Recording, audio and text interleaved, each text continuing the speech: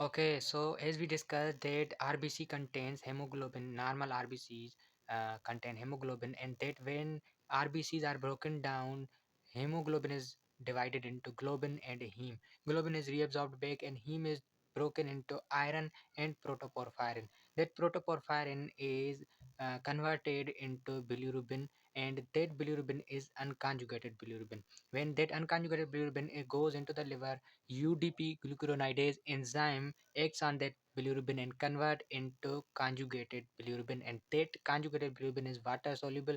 So because of that water solubility, that bilirubin is reabsorbed into kidney and uh,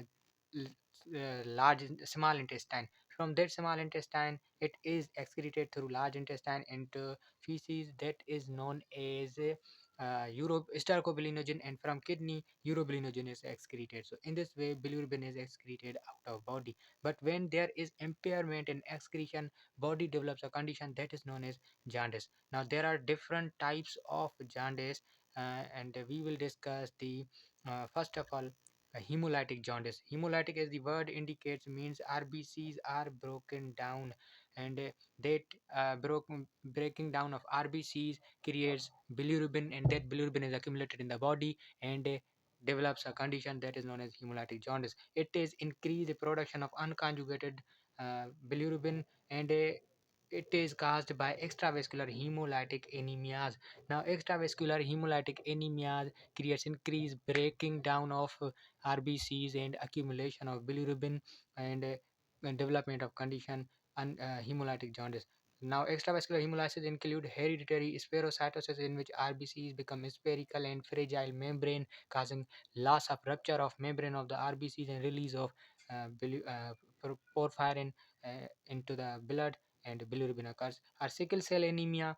Sickle cell anemia also creates condition of hemolytic jaundice, hemolytic disease in newborn like ABO incompatibility, and a warm and autoantibody hemolytic anemias can create the condition of hemolytic jaundice. Now, lab finding will be conjugated bilirubin will be less than 20, urine bilirubin is absent because unconjugated bilirubin is increased, and unconjugated bilirubin does not secreted out of the urine. That's why urine bilirubin will be absent. Urine urobilinogen is present, and dark stool urine, dark colored urine and stool will be there, and a liver enzyme like AST is elevated, and rest enzymes like ALT and ALP will be normal. So that is hemolytic jaundice.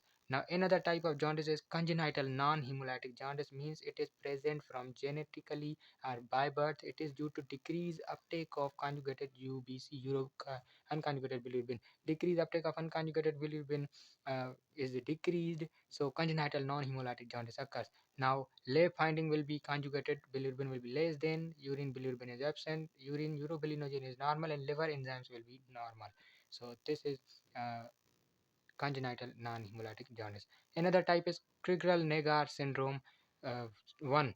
It is autosomal recessive. UGT1A1 activity is absent. Liver will be normal. Clinical features will be rapid rise of indirect bilirubin on the first day of life, greater than 20 milligram per deciliter, and fatal in infancy. Secondary to kernicterus will be there. Kernicterus is uh, bilirubin which goes into the brain of the infant or the fetus and creates problem in the brain, and hepatic encephalopathy will be there in the baby, and that condition is known as kernicterus. Now treatment of Crigler-Najjar syndrome will be intensive phototherapy, exchange transfusion, and liver transplantation should be done.